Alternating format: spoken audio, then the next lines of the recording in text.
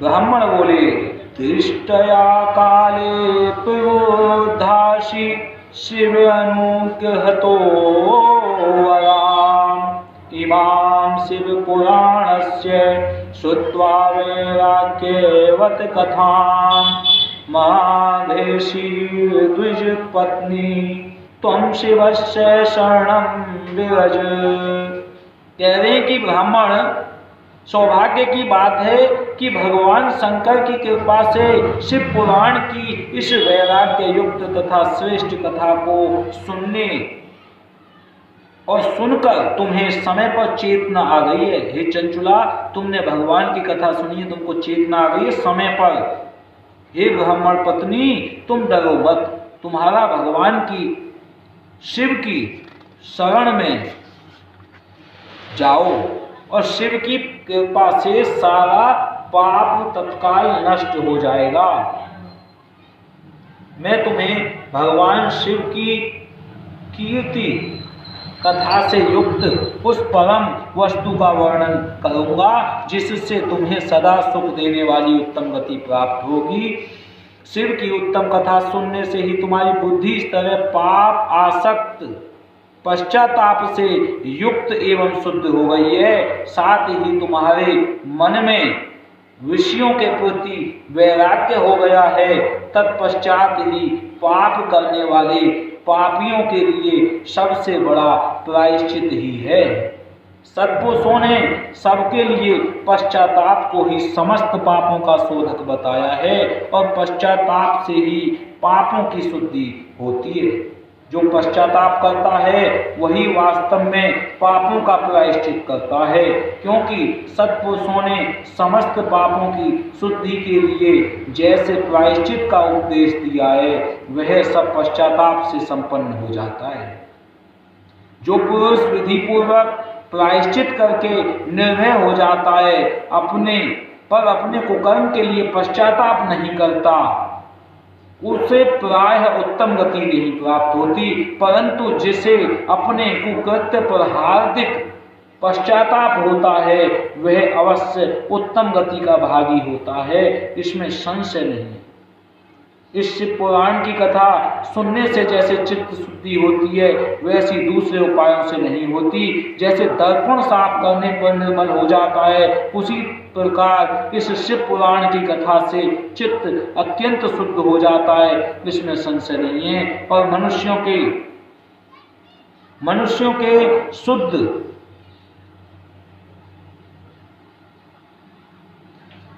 होने से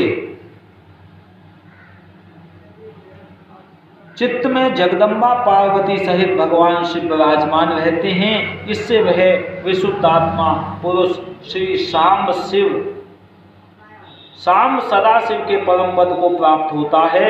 इस प्रकार यह कथा रूपी साधन सभी प्राणियों के लिए उपकारी है और इसी कारण महादेव जी ने इसको आग्रह पूर्वक प्रकट किया है। इस कथा से भगवान उमापति का ध्यान सिद्ध हो जाता है, उस ध्यान से परम ज्ञान और उससे मोक्ष की प्राप्ति निश्चित ही होती है। भगवान शंकर के ध्यान में मग्न हुए बिना भी यदि कोई इस कथा को मात्र सुनता है वह दूसरे जन्म में भगवान के ध्यान को सिद्ध कर परम पद को पा लेता है। इस कथा के श्रवण से भगवान शंकर के ध्यान को प्राप्त कर पश्चाताप करने वाले पापी पुरुष सिद्धि को प्राप्त हो गए। इस उत्तम कथा के श्रवण समस्त मुनियों के लिए कल्याण का बीज है। अतः यथोचित शास्त्रोक्त मार्ग से इसकी आराधना अथवा सेवा करनी चाहिए।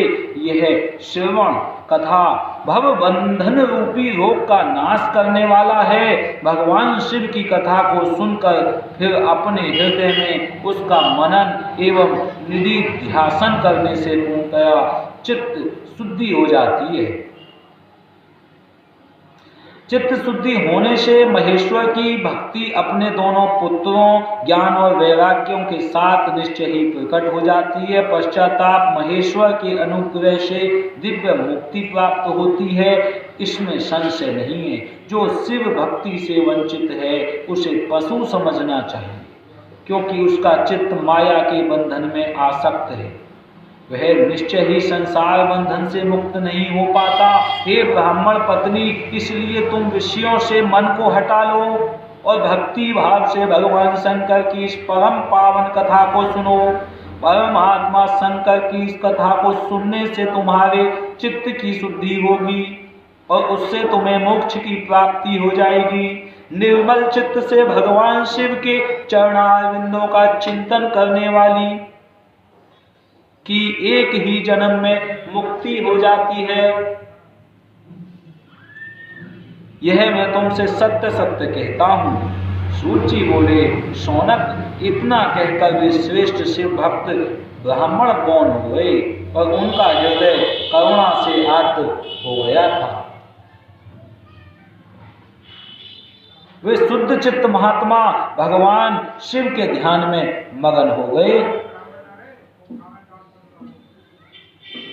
तदनंतर बिंदु की पत्नी चंचुला मन ही मन प्रसन्न हो उठी और ब्राह्मण का उक्त उपदेश सुनकर उसके नेत्रों में आनंद के आंसू झलक आए। वह ब्राह्मण पत्नी चंचुला हर्षित हृदय से उन श्रेष्ठ ब्राह्मण के चरणों में गिर पड़ी और हाथ जोड़कर बोली, मैं कृतार्थ हो गई। तत्पश्चात उठकर वैराग्य युक्त तथा उत्तम बुद्धि वाली वह स्त्री, जो अपने पापों के कारण आतंकित थी, उन महान शिव भक्त ब्राह्मण से हाथ जोड़कर गदगद वाणी में कहने लगी, ओम नमः शिवाय। चंचुला बोली, हे ब्राह्मण में शिव भक्तों में श्रेष्ठ, हे स्वामी, आप धन्य हैं, परमार्थदर्शी हैं और सदा परोपकार में लगे रहते हैं, इसलिए आप श्रेष्ठ साधु प्रसंगों पुरुषों के प्रशंसा के योग्य हैं। हे साधो, मैं नरक के समुद्र में गिर रही हूँ, आप मेरा उद्धार कीजिए, उद्धार कीजिए। पौराणिक अर्थ तत्व से संपन्न जिस सुंदर शिव पुराण की कथा को सुनकर मेरे मन में संपूर्ण विषयों से वैराग्य उत्पन्न हो गया, उसी इस शिव पुराण को सुनने के लिए इस समय मेरे मन में बड़ी श्रद्धा हो रही है। सूत जी बोले, ऐसा कहकर हाथ जोड़कर उनका अनुग्रह पाकर चंचुला उससे पुराण की कथा को सुनने की इच्छा मन में लिए उन ब्राह्मण देवता की सेवा में तत्पर हो वहां रहने लगी। तदनंतर शिव भक्तों में श्रेष्ठ और शुद्ध बुद्धि वाले उन ब्राह्मण देवता ने उसी स्थान पर उस स्त्री को शिव पुराण की उत्तम कथा सुनाई। इस प्रकार उस गोकर्ण नामक महाक्षेत्र में उनकी श्रेष्ठ ब्राह्मण से उसने शिव पुराण की वह परम उत्तम कथा सुनी, जो भक्ति, ज्ञान और वैराग्य को बढ़ाने वाली तथा मुक्ति देने वाली है। उस परम उत्तम कथा को सुनकर वह ब्राह्मण पत्नी अत्यंत कृतार्थ हो गई। उन सद्गुरु की कृपा से उनका चित्त शीघ्र ही शुद्ध हो गया। भगवान शिव के अनुग्रह से उसके हृदय में शिव के सगुण रूप का चिंतन होने लगा। इस प्रकार सद्गुरु का आश्रय लेकर उसने भगवान शिव में लगी रहने वाली उत्तम बुद्धि पाकर शिव के सच्चिदानंद रूप में स्वरूप का बारंबार चिंतन आरंभ किया। वह प्रतिदिन तीर्थ के जल में स्नान करके जटा और वल्कल धारण करने लगी तथा समूची देह में भस्म लगाकर रुद्राक्ष के आभूषण धारण करने लगी। वह भगवान शिव के नाम जप में लगी रहती थी। संयमित वाणी और अल्पाहार करते हुए गुरु के बताए मार्ग से वह शिव जी को प्रसन्न करने लगी। हे शौनक, इस प्रकार शंभु का उत्तम ध्यान करते हुए उस चंचुला का बहुत सा समय बीत गया और तत्पश्चात समय के पूर्ण होने पर भक्ति, ज्ञान और वैराग्य से युक्त हुई चंचुला ने अपने शरीर को बिना किसी कष्ट के त्याग दिया। इतने में ही त्रिपुर शत्रु भगवान शिव का भेजा हुआ एक दिव्य विमान द्रुत गति से वहां पहुंचा, जो उनके अपने गणों से संयुक्त और भांति भांति के शोभा साधनों से संपन्न था। चंचुला उस विमान पर आरूढ़ हुई और भगवान शिव के श्रेष्ठ पार्षदों ने उसे तत्काल शिवपुरी में पहुंचा दिया। उसके सारे मल धुल गए थे। वह दिव्य रूप धारिणी दिव्यांगना हो गई थी। उसके दिव्य अवयव उसकी शोभा बढ़ाते थे। मस्तक पर अर्धचंद्र का मुकुट धारण किए हुए गौरांगी देवी शोभाशाली दिव्य आभूषणों से विभूषित थी। वहां पहुंचकर उसने त्रिनेत्रधारी महादेव जी को देखा। ब्रह्मा विष्णु आदि देवता उन सनातन शिव की सेवा कर रहे थे। गणेश, भृंगी, नंदीश, वीरभद्रेश्वर आदि गण उत्तम भक्ति के साथ उनकी उपासना कर रहे थे और उनकी एकांती अंग कांति करोड़ों सूर्यों के समान प्रकाशित थी। कंठ में नील चिन्ह शोभा पाता था। उनके 5 मुख थे और प्रत्येक मुख में 3-3 नेत्र थे। मस्तक पर अर्धचंद्राकार मुकुट शोभा देता था। उन्होंने अपने वामांग में गौरी देवी को बिठा रखा था, जो विद्युत पुंज के समान प्रकाशित थी। गौरीपति महादेव जी की कांति कपूर के समान गौरी थी। उन्होंने सभी अलंकार धारण कर रखे थे। उनका सारा शरीर श्वेत भस्म से भासित था। शरीर पर श्वेत वस्त्र शोभा पा रहे थे। वे अत्यंत उज्ज्वल वर्ण के थे और इस प्रकार परम भगवान उज्ज्वल भगवान शंकर का दर्शन करके वे ब्राह्मण पत्नी चंचुला बहुत प्रसन्न हुई। अत्यंत प्रीति पूर्वक होकर उसने बड़ी उतावली के साथ भगवान को बारंबार प्रणाम किया। फिर हाथ जोड़कर वह बड़े प्रेम, आनंद और संतोष से युक्त हो विनीत भाव से खड़ी हो गई। उसके नेत्रों से आनंद अश्रुओं की अविरल धारा बहने लगी और संपूर्ण शरीर में रोमांच हो गया। उस समय भगवती पार्वती और भगवान शंकर ने उसे बड़ी करुणा के साथ अपने पास बुलाया और सौम्य दृष्टि से उसकी ओर देखा। पार्वती जी ने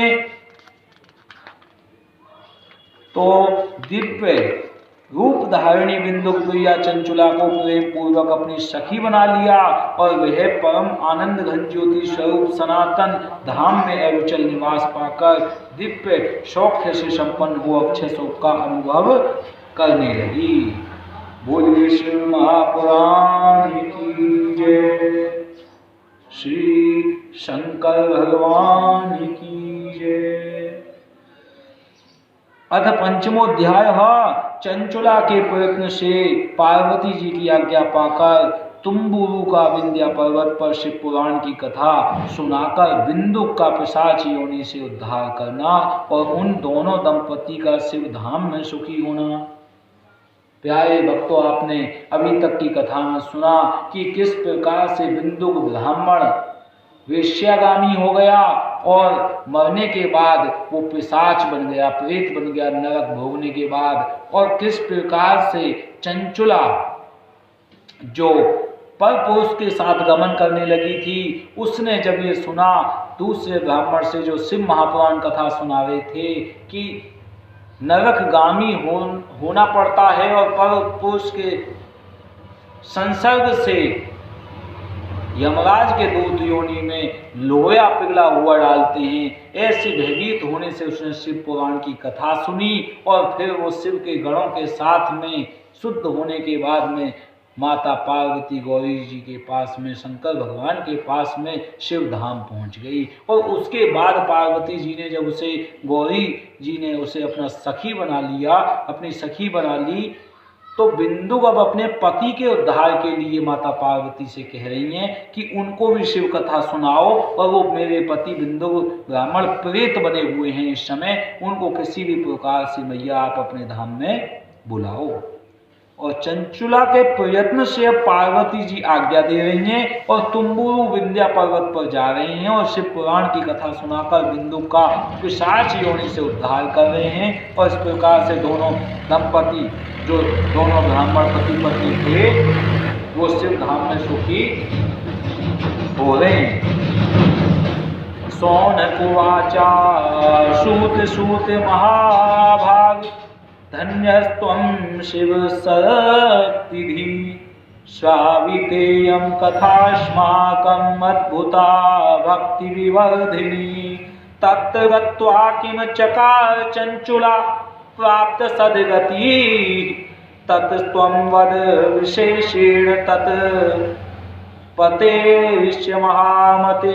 शौनक जी बोले, हे महाभाग सूत जी, आप धन्य हैं, आपकी बुद्धि भगवान शिव में लगी हुई है। आपने कथा पूर्वक यह शिव भक्ति को बढ़ाने वाली अद्भुत कथा हमें सुनाई है। महामते, सदगति प्राप्त करने के बाद वहां जाकर चंचुला ने क्या किया और उसके पति का क्या हुआ, जब यह वृतांत विस्तार से हमें बताइए। सूत जी बोले, हे शौनक, एक दिन परम आनंद में निमग्न हुई चंचुला ने उमा देवी के पास जाकर प्रणाम किया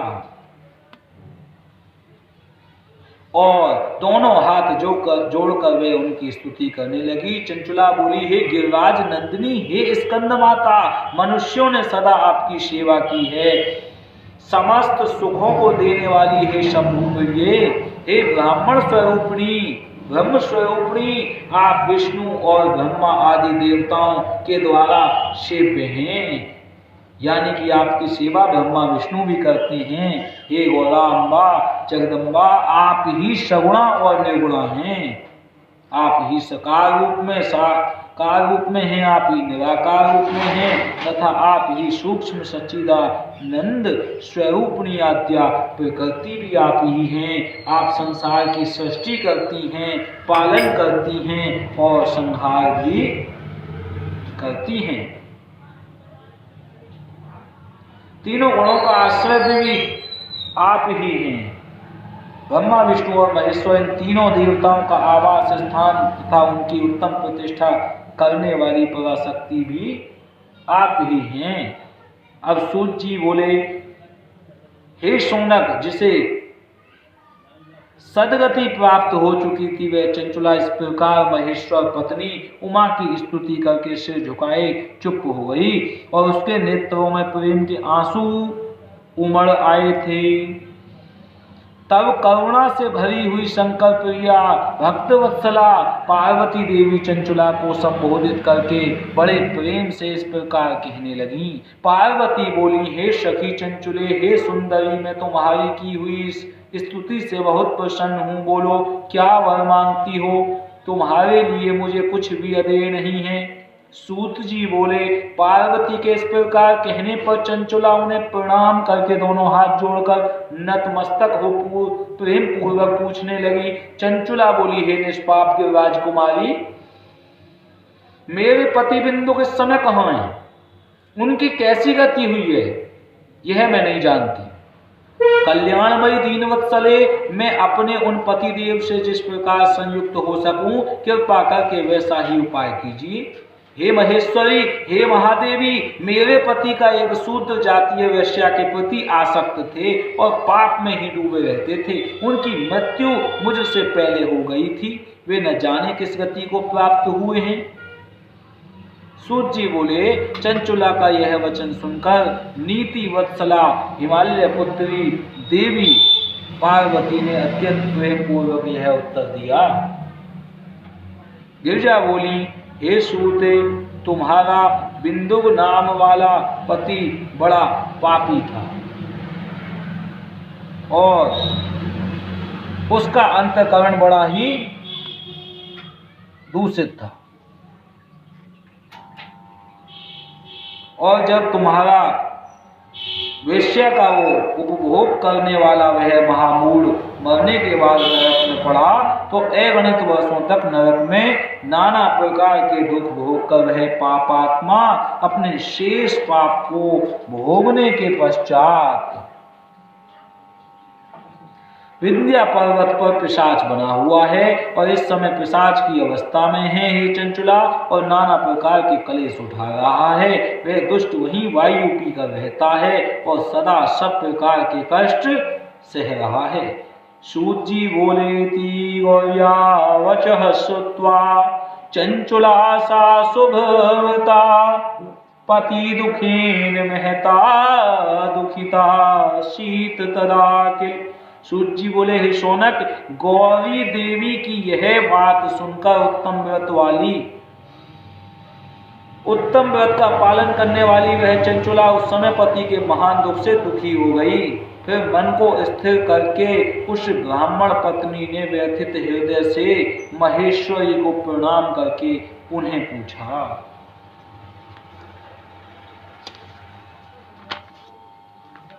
चंचुला बोली, हे महेश्वरी, हे महादेवी, मुझ पर कृपा कीजिए और दूषित कर्म करने वाले मेरे उस दुष्ट पति का अब उद्धार कीजिए। हे देवी, कुत्सित बुद्धि वाले मेरे उस पापात्मा पति को किस उपाय से उत्तम गति प्राप्त हो सकती है, यह शीघ्र बताइए, आपको नमस्कार है। सूत जी बोले, उसकी यह बात सुनकर भक्तवत्सला पार्वती जी अपनी सखी चंचुला से प्रसन्न होकर ऐसा कहने लगी। पार्वती उवाचा शृणुयाद यदि ते भक्ता पुण्यां शिव कथां परां निस्तीर्य दुर्गतिं सर्वां सद्गतिं प्राप्नुयादिति। पार्वती जी बोली, तुम्हारा पति यदि शिव पुराण की पुण्यमयी उत्तम कथा सुने तो सारी दुर्गति को पार करके वह उत्तम गति का भागी हो सकता है। अमृत के समान मधुर अक्षरों से युक्त गौरी देवी का यह वचन आदर पूर्वक सुनकर चंचुला ने हाथ जोड़कर और मस्तक झुकाकर उन्हें बारंबार प्रणाम किया और अपने पति के समस्त पापों की शुद्धि तथा उत्तम गति की प्राप्ति के लिए पार्वती देवी जी से यह प्रार्थना की कि मेरे पति को शिव पुराण सुनाने की व्यवस्था होनी चाहिए। सूत जी बोले, उस ब्राह्मण पत्नी के बारंबार प्रार्थना करने पर शिवप्रिया गौरी देवी को बड़ी दया आई। उन भक्तवत्सला महेश्वरी गिरिराज कुमारी ने भगवान शिव की उत्तम कीर्ति का गान करने वाले गंधर्व राज तुम्बुरु को बुलाकर उनसे प्रसन्नता पूर्वक इस प्रकार कहा। गिरिजा बोली, मेरे मन की बातों को जानकर मेरे अभीष्ट कार्यों को सिद्ध करने वाले तथा शिव में प्रीति रखने वाले हे तुम्बुरु, मैं तुमसे एक बात कहती हूँ, तुम्हारा कल्याण हो। तुम मेरी इस सखी के साथ शीघ्र ही विंध्य पर्वत पर जाओ। वहाँ एक महाघोर और भयंकर पिशाच रहता है, उसका वृतांत तो तुम आरंभ से सुनो, मैं बताती हूँ। पूर्व जन्म में वह पिशाच बिंदु नामक ब्राह्मण था। वह मेरी इस सखी चंचुला का पति था, परंतु वह दुष्ट वेश्यागामी हो गया और स्नान संध्या आदि नित्य कर्म छोड़कर वह अपवित्र रहने लगा। क्रोध के कारण उसकी बुद्धि पर मूढ़ता छा गई थी। वह अकर्तव्य का विवेक नहीं। ओम नमः शिवाय, ओम नमः शिवाय, हर हर भोले नमः शिवाय। और वह कर्तव्य और अकर्तव्य का भेद नहीं कर पाता था।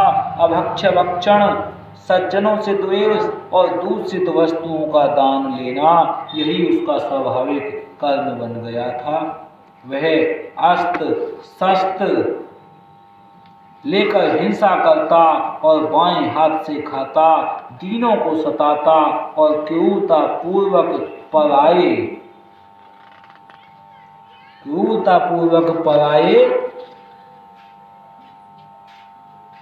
स्वाभाविक कर्म बन गया था। दूषित वस्तुओं का दान लेता था और दीनों को सताता, पराये घरों में क्रूरता पूर्वक पराये घरों में आग लगा देता था। वह चांडालों से प्रेम करता और प्रतिदिन वेश्या के संपर्क में रहता था। वह बड़ा दुष्ट था। उस पापी ने अपनी पत्नी का परित्याग कर दिया था। वह दुष्टों के संग में निरत रहता था। उसने वेश्या के कुसंग से अपने सारे पुण्य नष्ट कर दिए और धन के लोभ से अपनी पत्नी को निर्भय करके व्यभिचारिणी बना डाला। वह मृत्यु पर्यंत दुराचार में ही फंसा रहा। फिर समय आने पर उसकी मृत्यु हो गई। वह पापियों के भोग स्थान घोर यमपुर में गया और वहां बहुत से नरकों को भोगकर वह दुष्टात्मा इस समय विंध्य पर्वत पर पिशाच बना हुआ है। वहीं पर वह दुष्ट पिशाच अपने पापों का फल भोग रहा है। तुम उसके आगे यत्नपूर्वक शिव पुराण की उस दिव्य कथा का प्रवचन करो। और उस समय जो पुण्यमयी तथा समस्त पापों को नाश करने वाली उत्तम शिव पुराण की कथा के श्रवण से उसका हृदय शीघ्र ही समस्त पापों से शुद्ध हो जाएगा और वह प्रेत योनि का परित्याग कर देगा। दुर्गति से मुक्त होने पर उस बिंदुक नामक पिशाच को मेरी आज्ञा से विमान पर बिठाकर तुम भगवान शिव के समीप ले आओ। सूत जी बोले, हे शौनक, महेश्वरी उमा के इस प्रकार आदेश देने पर गंधर्व राज तुम्बुरु मन ही मन बड़े प्रसन्न हुए और उन्होंने अपने भाग्य की सराहना की। तत्पश्चात उस पिशाच की सती साध्वी पत्नी चंचुला के साथ विमान में बैठकर और नारद के प्रिय मित्र तुम्बुरु वेगपूर्वक विंध्याचल पर्वत पर गए जहां वह पिशाच रहता था। वहां उन्होंने उस पिशाच को देखा। उसका शरीर विशाल था और उसकी ठोड़ी बहुत बड़ी थी। वह कभी हंसता, कभी रोता और कभी उछलता था। उसकी आकृति बड़ी विकराल थी। भगवान शिव की उत्तम कीर्ति का गान करने वाले महाबली तुम्बुरु ने उस अत्यंत भयंकर पिशाच को बलपूर्वक पासों द्वारा बांध लिया। नमः शिवाय, नमः शिवाय। और तदनंतर तुम्बुरु ने शिव पुराण की कथा वांचने का निश्चय करके महोत्सव युक्त स्थान और मंडप आदि की रचना की। इतने में ही संपूर्ण लोकों में बड़े वेग से यह प्रचार हो गया कि देवी पार्वती की आज्ञा से एक पिशाच का उद्धार करने के उद्देश्य से शिव पुराण की उत्तम कथा सुनाने के लिए तुम्बुरु विंध्या पर्वत पर गए हैं। तब तो उस कथा को सुनने के लाभ से बहुत से देवता और ऋषि भी शीघ्र ही वहां जा पहुंचे। आदर पूर्वक से पुराण सुनने के लिए आए हुए लोगों का उस पर्वत पर बड़ा अद्भुत और कल्याणकारी समाज जुट गया। तत्पश्चात तुम्बुरु ने उस पिशाच को पाशों से बांधकर आसन पर बिठाया और हाथ में वीणा लेकर गौरीपति की कथा का गान प्रारंभ किया। महात्म्य सहित पहली अर्थात प्रथम संहिता से लेकर 7वीं संहिता तक शिव पुराण की कथा को उन्होंने स्पष्ट वर्णन किया। 7 संहिता वाले शिव पुराण का आदर पूर्वक श्रवण करके वे सभी श्रोता पूर्णतः कृतार्थ हो गए और उस परम पुण्यमय शिव पुराण को सुनकर उस पिशाच ने अपने सारे पापों को धोकर उस पैशाचिक शरीर को त्याग दिया। शीघ्र ही उसका रूप दिव्य हो गया। अंग कांति गौर वर्ण की हो गई। शरीर पर श्वेत वस्त्र तथा सब प्रकार के पुरुषोचित आभूषण उसके अंगों को उद्भासित करने लगे। वह त्रिनेत्रधारी चंद्रशेखर के रूप हो गया।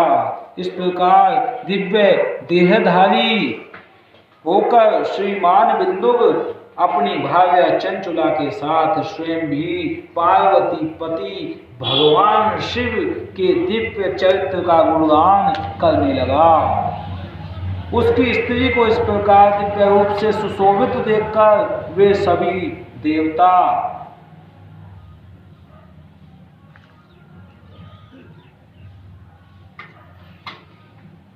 और ऋषि बड़े विस्मित हुए। उनका चित्त परम आनंद से परिपूर्ण हो गया और भगवान शिव महेश्वर का वह अद्भुत चरित्र सुनकर सभी श्रोता परम कृतार्थ हो प्रेम पूर्वक श्री शिव का यशोगान करते हुए अपने अपने धाम को चले गए। दिव्य रूप धारी श्रीमान बिंदु भी सुंदर विमान पर अपनी प्रियतमा के पास बैठकर सुख पूर्वक आकाश में स्थित हो परम शोभा बढ़ाने लगा। पंडित जी कच्ची रोटी खाओगे पक्की? कच्ची खा लो, फिर का बनाओ? कड़ी बनी है वैसे तो, कड़ी से खा ले। बोले सीताराम लक्ष्मण हनुमान की जय। गौरी गणेश पार्वती कार्तिकेय की जय।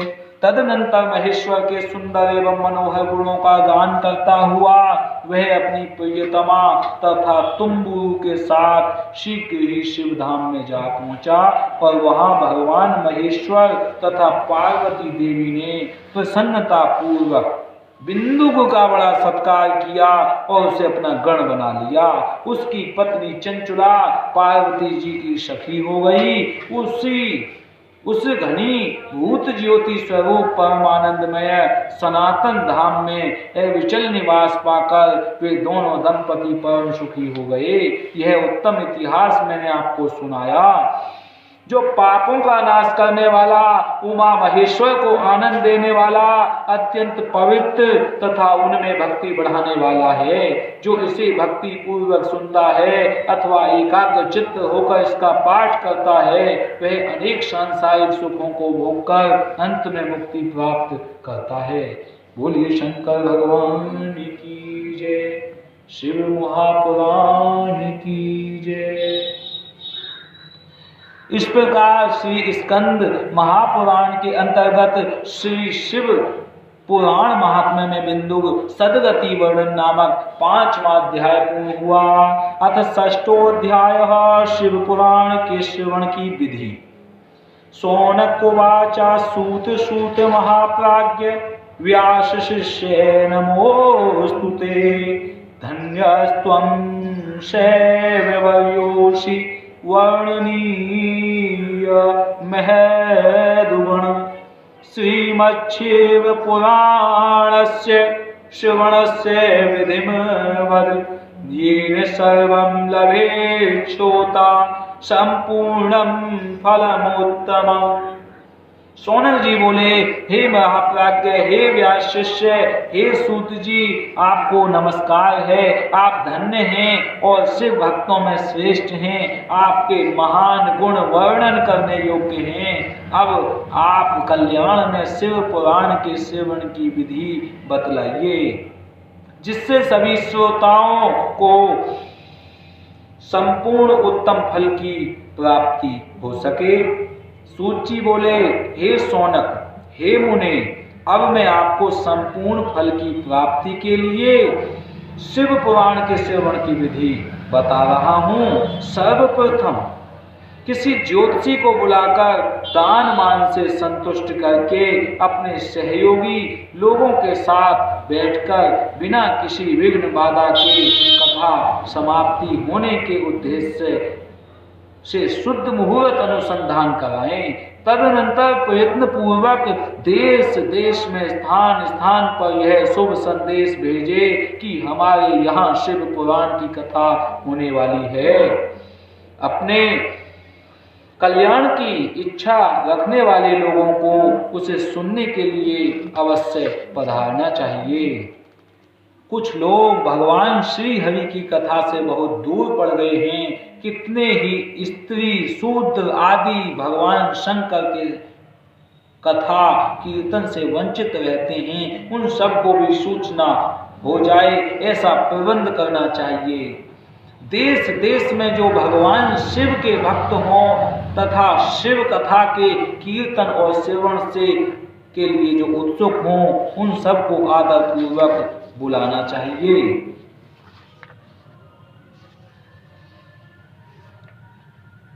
उन्हें कहलाना चाहिए कि यहाँ सत्पुरुषों को आनंद देने वाले समाज एवं अति अद्भुत उत्सव होगा। जिसमें शिव पुराण का पारायण होगा। श्री शिव पुराण की रसमयी कथा का श्रवण करने हेतु आप लोग प्रेम पूर्वक आइए, शीघ्र से शीघ्र आइए और कृपा करें आने की। यदि समय का अभाव हो तो प्रेम पूर्वक एक दिन के लिए भी आइए। आपको निश्चय ही आना चाहिए, क्योंकि इस कथा में क्षण भर के लिए बैठने का सौभाग्य भी दुर्लभ है। इस प्रकार विनय और प्रसन्नता पूर्वक श्रोताओं को निमंत्रण देना चाहिए और आए हुए लोगों का सब प्रकार से आदर सत्कार करना चाहिए। शिव मंदिर में, तीर्थ में, वन प्रांत में अथवा घर में शिव पुराण की कथा सुनने के लिए उत्तम स्थान का निर्माण करना चाहिए। कथा भूमि को लीप कर शोधन करना चाहिए तथा धातु आदि से उस स्थान को सुशोभित करना चाहिए। महोत्सव के साथ साथ वहां अद्भुत तथा सुंदर व्यवस्था कर लेनी चाहिए। कथा के लिए उपयोगी घर के साज सामान को हटाकर घर के किसी एकांत कोने में सुरक्षित रख देना चाहिए। केले के खंभों से सुशोभित एक ऊंचा कथा मंडप तैयार कराएं। उसे सब ओर फल पुष्प आदि से तथा सुंदर चंदेरे से अलंकृत करें और चारों ओर ध्वजा पताका लगाकर तरह तरह के सामानों से सजाकर सुंदर शोभा संपन्न बना दें। भगवान शिव के प्रति सब प्रकार से उत्तम भक्ति करनी चाहिए, क्योंकि वही सब तरह से आनंद का विधान करने वाली है। परमात्मा भगवान शंकर के लिए दिव्य आसन का निर्माण करना चाहिए तथा कथावाचक के लिए भी एक ऐसा दिव्य आसन बनाना चाहिए जो उनके लिए सुखद हो सके। हे मुने, नियम पूर्वक कथा सुनने वाले श्रोताओं के लिए भी यथा योग्य सुंदर स्थानों की व्यवस्था करनी चाहिए। अन्य लोगों के लिए भी सामान्य रूप से स्थान बनाने चाहिए। हे शौनक जी, विवाहोत्सव जैसी उल्लासपूर्ण मनस्थिति होती है, वैसी ही इस कथा उत्सव में रखनी चाहिए। सब प्रकार की दूसरी लौकिक चिंताओं को भूल जाना चाहिए। वक्ता उत्तर दिशा की ओर मुख करे तथा श्रोतागण पूर्व दिशा की ओर मुख करके पालकी लगाकर बैठे। इस विषय में कोई विरोध नहीं है कि पूज्य पूजक के बीच पूर्व दिशा रहे अथवा वक्ता के सम्मुख श्रोताओं का मुख रहे, ऐसा कहा गया है। पौराणिक वक्ता व्यास आसन पर जब तक विराजमान रहे तब तक प्रसंग समाप्ति के पूर्व किसी को नमस्कार नहीं करना चाहिए। पुराण का विद्वान वक्ता चाहे बालक, युवा, वृद्ध, दरिद्र अथवा दुर्बल जैसा भी हो, पुण्य चाहने वालों के लिए सदा वंदनीय और पूज्य होता है। जिसके मुख से निकली हुई वाणी देहधारियों के लिए कामधेनु के समान अभिष्ट फल देने वाली होती है, उस पुराण वेत्ता वक्ता के प्रति तुच्छ बुद्धि कभी नहीं करनी चाहिए। संसार में जन्म तथा गुणों के कारण बहुत से गुरु होते हैं, परंतु उन सब में पुराणों का ज्ञाता विद्वान ही परम गुरु माना गया है।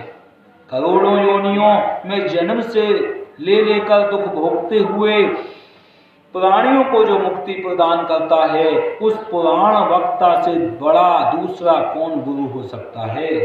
पुराण वेत्ता पवित्र, दक्ष, शांत, ईर्ष्या पर विजय पाने वाला, साधु और दयालु होना चाहिए। ऐसा प्रवचन कुशल विद्वान उस पुण्यमयी कथा को कहे। सूर्य उदय से आरंभ करके 3:30 पहर तक उत्तम बुद्धि वाले बुद्धिमान पुरुष को शिव पुराण की कथा सम्यक रीति से बांचनी चाहिए। जो धूर्त, दुराचारी तथा दूसरे से विवाद करने वाला और प्रपंची लोग हैं, उन कुटिल वृत्ति वाले लोगों के सामने यह कथा नहीं कहनी चाहिए। दुष्टों से भरे हुए तथा डाकुओं से घिरे हुए प्रदेश में यह धूर्त व्यक्ति के घर में इस पवित्र कथा को नहीं कहना चाहिए।